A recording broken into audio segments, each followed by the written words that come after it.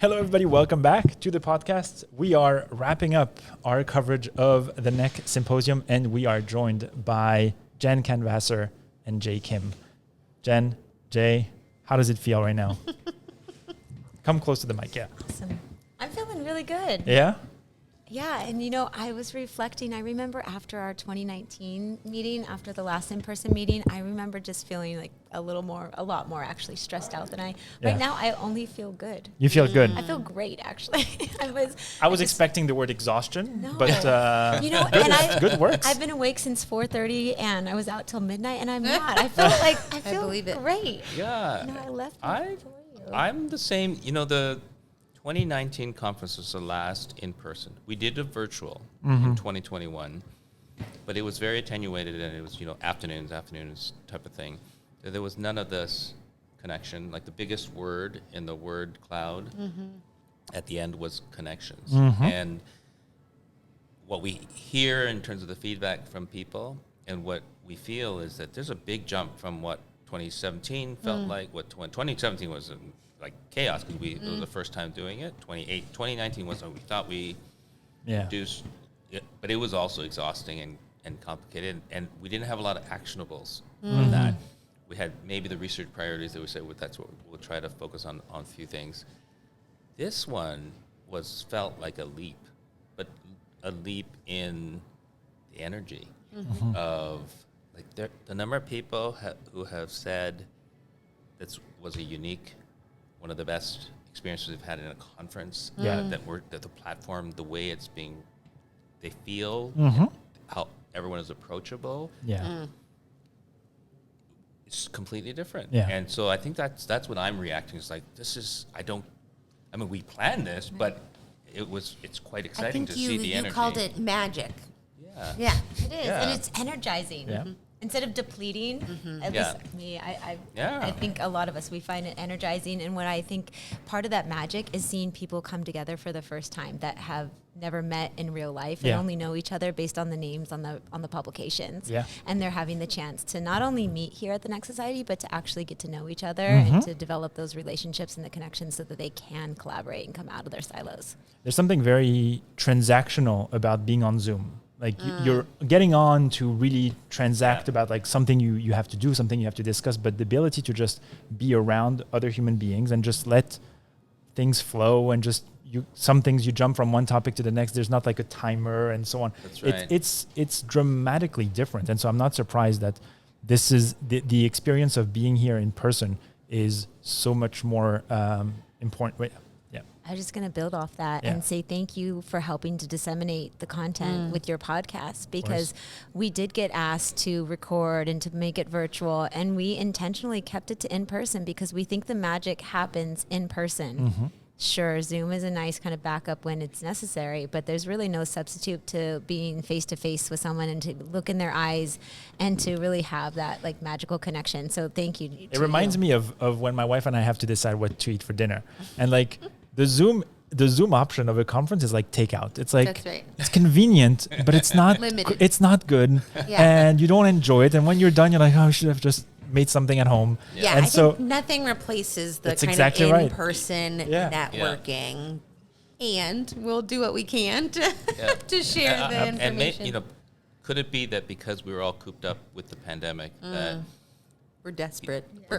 people were wanting some, and because the human connection in the meeting at every point was very palpable. It wasn't like people would be like, oh yeah, how are you doing, and have a conversation. People were inviting and open and sharing, and it felt I also great. think that to your credit, one of the things that I noticed was the scale of the meeting, right? I mean, when we go to meetings like PAS, it's very overwhelming, and you sometimes find people in the crowd. But here, I think the scale... Impersonal, I would say. In person, of course. Oh, impersonal, yeah. But I think here No, it's in person, but it's impersonal. Yeah. And I think here the scale was just right enough that it was not overwhelming, and you felt like you saw everybody, and you felt like there was enough time and opportunities to speak to all the people you wanted to speak. So I think that was very well designed as well. I think the other thing you guys have really intentionally done is kind of break down the hierarchies. And I think that comes from this all-in meeting. And it's something we've been waiting to really address while we're talking to you. So tell us more about an all-in meeting, and why should it be the model for medical conferences? Yeah. So we developed the concept of an all-in meeting after our 2019 conference at the University of Michigan, and people were like, wow, your conferences feel really different than anything we've ever been to. Like, why and how? Like, how are you doing this? I'm like, well, it's also because it's led by, like, we're a patient-led organization. It's a patient-led meeting, but it's more than that, right? Like, we are being very intentional about how we're planning the meeting, what's happening at the meeting, how people are addressing one another. So maybe you've already spoken about this, but we only use first names at the NEC Society and at our meeting. This has been a problem, by the way. We struggled with it. So Because we got it down. We got it down. You have a star-studded lineup. And so some of these people sit down here, and it's very uncomfortable for me to call them by their first name because I'm like, funny. this is Dr. Gail Bessner. And like, I have to call her Gail. And so I've been doing my best to abide by the rules and go on a first name basis. But it's been difficult for me. Well, thank you for following our rules. And it's because at the NEC Society, we're friends and colleagues in this work. And we really are. We see each other as equal collaborators and contributors to a world without NEC. You're asking me to call Dr. Misty Good Misty. Yeah. It's crazy. It's Misty. And it helps to recognize that my experience as a bereaved mom is just as valuable as Gail's experience as a pediatric surgeon, right? Absolutely. Yeah. But it is like you said, being comfortable with discomfort. Yep. That was this for me. I know. Tell me about it. We're constantly putting ourselves out there. Yep. I think it's also a testament to the physicians that are in our group that allow those barriers to go away and really that they lean into being in conversation with families, and they shed a tear. They are, they make themselves vulnerable openly in public. They're reacting to the stories. They're becoming human in front of everyone's eyes. And to me, that's not every physician maybe would feel that comfortable. So, but the group that has gravitated to being on the council and so forth, I think there's a unique team. For sure, and I think 100% Jay, the clinicians that we have on our scientific advisory council and our board of directors, because we have clinicians on our board as well, they are clinicians that do not have egos, that are here for the babies and the families, and they know that, and we know that, and that's why they're here, and that's why they were invited to be on the council, right? And so it's absolutely a testament to our team members there. That was really felt, and I think that a lot of something that came up repeatedly during our conversations were the fact that it's a rare opportunity for clinicians to interact with families outside of the clinical context, where I am not interacting with you based on the fact that I'm the provider of your son or your daughter. It's actually a complete different type of engagement. That is also something that I found quite interesting. A real opportunity. Absolutely. Yeah. We said that the group that you have are really, they're approachable. They are wanting to engage with others. And I think it's a reminder for us that this is what we should really be doing in the NICU, right? If we really care about family-centered care, family-integrated care, and we say, parents are equal members of the team, or potentially more important members of the team, I mean, we really have to break down some of that hierarchy that I think still really persists in most units. Yeah. What are your takeaways? You did address them obviously in the on the stage, but what are some of takeaways of this year's symposium, and what are the things that are getting you excited for next year? I first want to just acknowledge how many pivots we had to do to have this conference. A lot. So we had to change venues at literally the last moment. Yeah. We switched venues. I don't know if you've spoken about that already on the podcast, but we did commend your agility in number one, changing venue, but also, as we said, it never felt like this was not meant to be the venue here. So kudos to that. Yeah. And so there's just so many pivots that had to happen to experience the conference that we all just had. And I think the lesson that I take away is just that we need to be relentless, and that when we see barriers that are getting in the way of our goals, that we navigate our way around it, and we think outside the box, and we think differently, and we collaborate with others to still make it happen. Maybe not as originally planned, but perhaps in a different and maybe even better, more fun way. That's right. Just making it work. There's also the reaction to the crises that happened, I think reflect the maturity of our organization and the people that work have been working together for many years. So that wasn't all panic. It was sort of like, we can figure this out, and everyone pitched in. And real kudos to our Cincinnati Children's CME team that just made the whole pivot easy. But I just feel like the maturity of the team, having been together, it's like a family that knows how everyone else is going to react and just rolled with it. Yeah. I think that's what's really, really neat. The other thing that I think is this, that we were just before we came on, was just this idea of the Lego bricks that everyone is picking their one idea. And at the end of the conference, I felt more than any of the other prior conferences that there are actionables that feel very real. I mean, I just had lunch, and there's a bunch of startup companies that I'm having a conversation with, and the ideas that were coming off that table, thinking about how to learn from them and what they can learn from patient families, and how do we engage more with that? What does that mean for lining up more therapies, more diagnostics? How do we get the patient families' voices to their table when they go to regulatory, that sort of thing? I think that's part of that magic. Like, this meeting created enough chemistry for some of these conversations, so that we Can you tell us a little bit about, I think we did mention the Lego pieces at some point, but I forget. Yeah. And so can you tell us a little bit what the Lego pieces have to do with the next symposium this year? Totally. So we identified 20 research priorities, and that was the whole theme of this meeting, is transforming our research priorities into actionable, like, projects and things that will actually move us towards a world without NEC. And while we were trying to figure out how do we get our participants more familiar with the research priorities that we have, we were trying to think of creative and fun ways, and I was staring at Legos that are just scattered all over my house. And I realized that there are more than 20 different Lego colors. Yeah. We only had 20 priorities. And so I thought, well, if we could assign a different Lego color to each of our priorities, we could have people build their own prioritized research agenda based on their priorities and the colors. And so that's what people did, is they kind of picked their top 5 research priorities from the list of 20 priorities that we have. They built their 5 stack of Legos.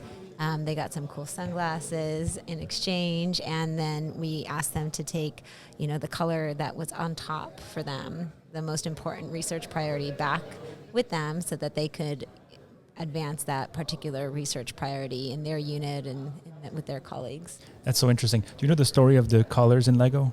No. So the founder of Lego in Denmark was a big fan of Piet Mondrian, the painter.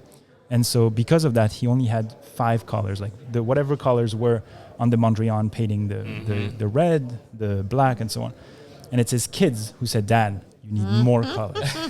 And it's the push of his children that then led to have more than just a few colored Legos. So I think it's kind of interesting that the colors of the Legos were driven by the founder's children.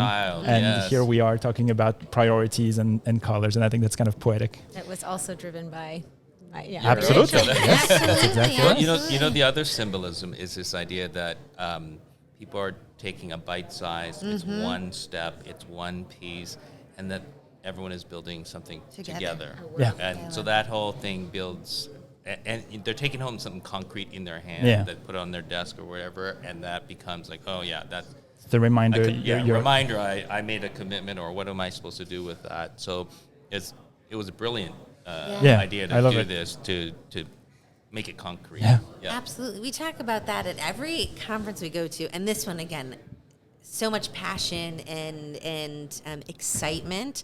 But, you leave a conference, you're hyped up, and then you get back to your day-to-day, and whatever your clinical duties are, your home duties are, your research initiatives are, and you say, I had made plans, I had talked to collaborators, and now I'm back just doing my same old thing. So I think this really helped people delineate something specific that they could do with this new excitement. And I think the one thing that we have now that we didn't have before, for example, after the 2019 conference, is our research incubator, which I know I love the name similarity we got going here. I dig it. So our research incubator is a closed space for NEC researchers and clinicians to come together in a safe online environment to be able to collaborate. Yeah. And so that's one way we're going to be able to keep these like Lego projects and collaborations and relationships going when we are apart, and keep that momentum and that energy up so that they can continue to collaborate and connect even when we are not at the Hard it's a Rock tether together. almost to make sure that, that's great. That's great.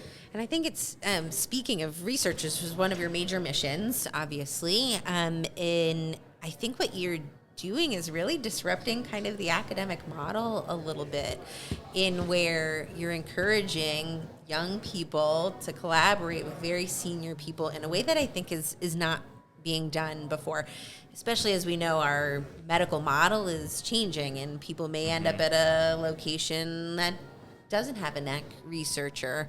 And I think this is so innovative by linking people together so that location is not a barrier. Where do you see the future of the research incubator and the mentee program headed?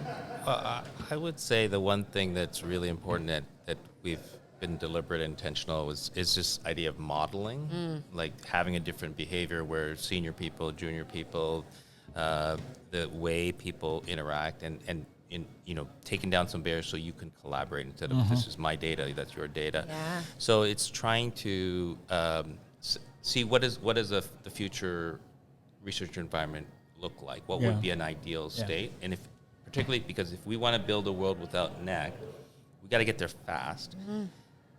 And it won't go fast if everyone is exclusive and protective of their own ideas. So it's being able to say, in order to do that, we have to work together. And my reflection is that younger people are more receptive to the team concept, the team effort, than, say, the older generation that was brought up on a very individualistic and protective kind of climate. Yeah, I'd say it felt that way even when we were fellows, where it was competitive between groups, right? Yeah. Who were studying the same thing, when it makes sense that we can move.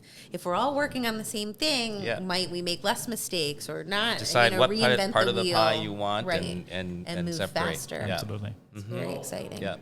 I'm going to give you the mic for our parting words and for concluding this whole event. So I'm going to leave it to you, and you can share whatever you want to share. Oh, thank you. I would say we started the meeting with our why.